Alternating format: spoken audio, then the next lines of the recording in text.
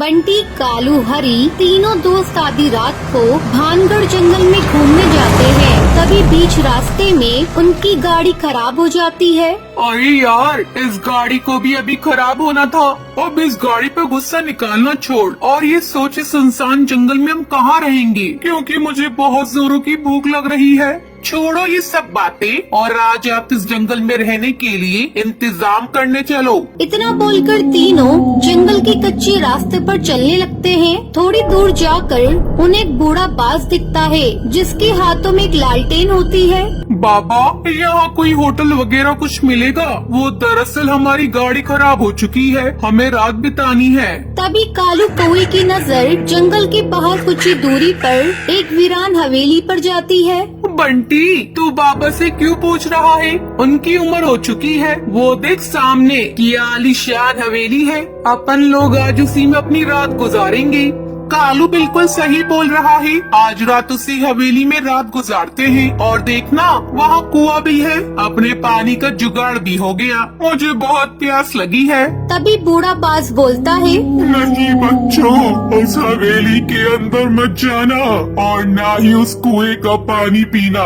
वो भूतिया कुआं है। वो कुआं उस भूतिया चिड़िया के आत्मा के इशारों पर नाचता है। वो तुम्हें लालच देगा। वो कुआं भी शक्तिशाली है जिसमें उस भूतिया चिड़िया की आत्मा की जान बसी है।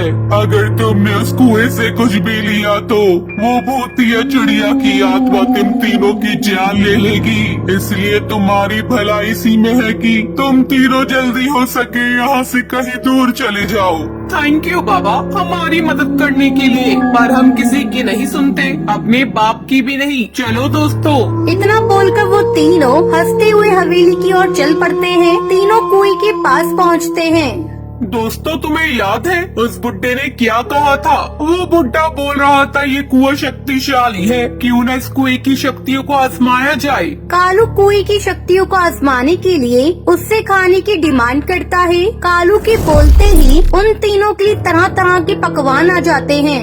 ये तो सच में शक्तिशाली है। चलो अब इस खाने को लेकर अंदर की भूतिया चिड़िया की आत्मा से मिलते हैं। अब तीनों अपना खाना और पानी लेकर हवेली के अंदर जाते हैं। तभी जोर से हवाएं चलने लगती हैं और बिजलियां कड़कने लगती हैं। वो तीनों काफी डर जाते हैं और जैसे ही अंदर जाते हैं दरवाजा अपने आप बंद हो जाता है। तभी उन्हें डरावनी हंसी की आवाज सुनाई देती है। वो तीनों जब पीछे मुड़कर देखते हैं तो एक भूतिया चिड़िया की आत्मा वहाँ खड़ी होती है। ये देखकर उनके हाथों से खाना और पानी नीचे गिर जाता है। कौन हो तुम? मैं तुम्हारी मौत हूँ। हमारी मौत? पर हमने क्या किया है? हम तीनों तो यहाँ पहली बार आए हैं, हमें जाने दो। हमने किसी को कुछ नहीं बिगाड़ा। हम तो तुम्हें जानते भी नहीं है। ये मेरा घर है, मेरा इलाका। मैं बरसों से यही हूँ। तुम तीनों ने मेरे कुएं का पानी पिया, उससे खाना लिया, तो अब तुम तीनों मेरे कर्जदार हो। तुम तीनों को कर्जा तो चुकाना ही पड़ेगा। हाँ हाँ, हम तुम्हारा कर्जा चुकाने को तैयार हैं। तुम बोलो कितने पैसे चाहिए? मुझे पैसे नहीं, तुम तीनों की जान चाहिए और तुम्हारा खून, ताकि मैं खून पीकर और सौ सालों तक जी सकूं। मुझे छोड़ दो, तुम जो बोलोगी मैं वो करूँगा। देखो, हमने तुम्हारा अभी तक खाना भी नहीं खाया है, तो तुम अपना खाना अपने पास ही रख लो और हमें जाने दो। जो डर गया समझो वो मर गया। अब सबसे पहले तू मरेगा। इतना बोलकर भूतिया चिड़िया की आत्मा अपनी शक्तियों से कालू कौवे को मार देती है। ये देखकर बंटी और हरी तोता बहुत डर जाते हैं और दोनों भागने लगते हैं। भूतिया चिड़िया की आत्मा उनका पीछा करती है। तभी हरी तोता बाहर भागता है जहाँ वो कुआं देखता है। कुएं को देख उसे उसी बाबा की याद आती है। इस भूतिया चिड़िया की आत्मा ने कालू को मार डाला। इस चिड़िया की आत्मा से अपनी जान बचाने का बस अब एक ही रास्ता है कि मैं इस कुएं को तोड़ दूं। तभी हरी तोता कुएं को खत्म करने के लिए आसपास औजार ढूंढने लगता है। तो वही भूतिया टूनी चिड़िया की आत्मा बंटी को ढूंढने के लिए काल कोठरी के अंदर जाती है। वहाँ बंटी कबूतर छुपा हुआ था। एक कबूतर तो मुझसे बच नहीं पाएगा, मैं तुझे जान से मार दूंगी। जैसे ही भूतिया टूनी चिड़िया की आत्मा बंटी को मारने वाली होती है, तभी हरी तोता कुएं को तोड़ देता है। उस चिड़िया की आत्मा की शक्तियाँ कम हो जाती हैं। वो बंटी को नहीं मार पाती। बंटी वहाँ से बाहर भाग जाता है। वो चिड़िया की आत्मा भी बाहर आती है। वो देखती है हरी तोता कुएं के अंदर तेल छिड़क रहा था। वो जोर से चिल्लाती है, नहीं, मेरे कुएं को कुछ मत करना, उसमें मेरी जान बसी है। अगर उस कुएं को कुछ हुआ तो मैं हमेशा के लिए मर जाऊंगी। तूने सही कहा था भूतिया चिड़िया की आत्मा, जो डर गया समझो मर गया। इतना बोलकर बंटी कुएं में आग लगा देता है और कुएं में आग लगने के साथ ही भूतिया टूनी चिड़िया की आत्मा के शरीर में भी आग लग जाती है। देखते ही देखते कुछ ही सेकंड के अंदर कुआं और भूतिया टूनी चिड़िया की आत्मा दोनों ब्लास्ट हो जाते हैं। फिर हरी तोता और बंटी कबूतर वहाँ से अपने घर वापस चले जाते हैं। भूतिया जंगल में टूनी नाम की भूतिया चिड़िया की आत्मा अपनी बहू भूतिया टुनटुनी चिड़िया के साथ रहती थी। 4 साल पहले भूतिया टुनटुनी चिड़िया की शादी टुन्नू चिड़ा से हुई थी, लेकिन भूतिया टुनटुनी चिड़िया अभी तक माँ नहीं बन पाई थी। एक दिन भूतिया टूनी चिड़िया की आत्मा अपने बेटे से कहती है, अरे टुन्नू, तू टुनटुनी को लेकर गुफा वाले शैतान के पास जा और उसे आशीर्वाद लेकर आ। मुझे विश्वास है मेरी बहू जरूर माँ बनेगी।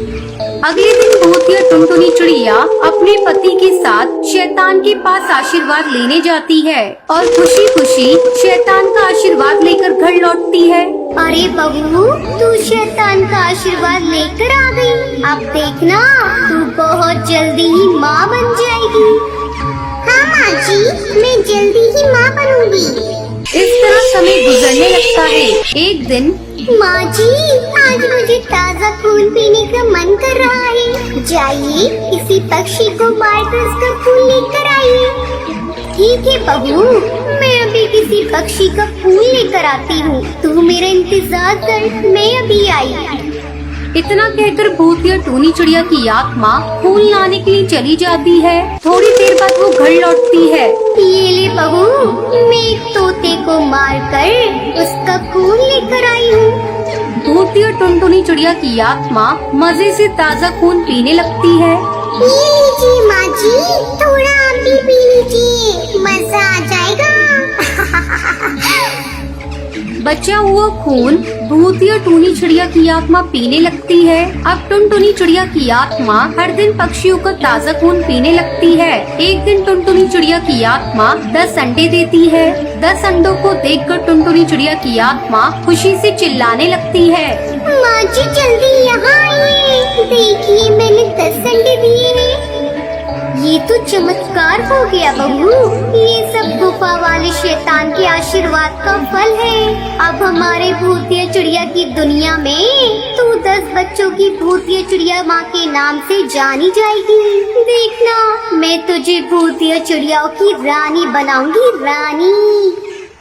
सचमुच माँ जी, मैं भूतिया चिड़िया दुनिया की रानी बन जाऊंगी।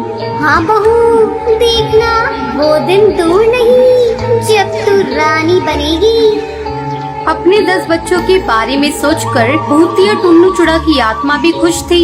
पति पत्नी बारी बारी से अंडों की देखभाल कर रहे थे। एक दिन भूतिया टूनी चिड़िया की आत्मा की सहेली सुंदरी कौवी की आत्मा आती है। जय हो शैतान की जय हो।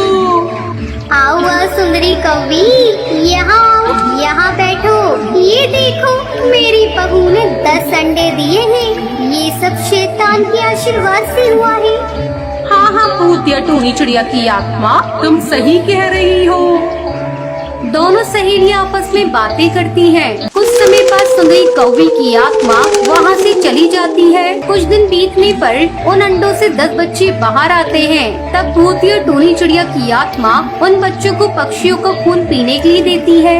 ये लो बच्चों, ये ताजे ताजे पक्षियों का खून पियो। तभी टुनटुनी की बच्ची कहती है, नहीं, मैं ये खून नहीं पीऊंगी, मुझे तो खाने के लिए दाने चाहिए।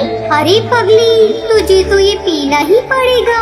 तू एक भूतिया चिड़िया की आत्मा की बच्ची है, तभी तो तू भी अपनी माँ की तरह एक ताकतवर भूतिया चिड़िया बनेगी। धीरे धीरे टुनटुनी के बच्चे बड़े होने लगते हैं।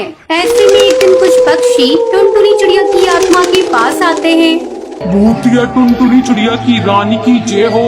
आज से आप हमारी रानी हैं, हम सब आपके नौकर हैं। पक्षियों के मुंह से रानी शब्द सुनकर टुनटुनी चिड़िया की आत्मा खुश हो जाती है।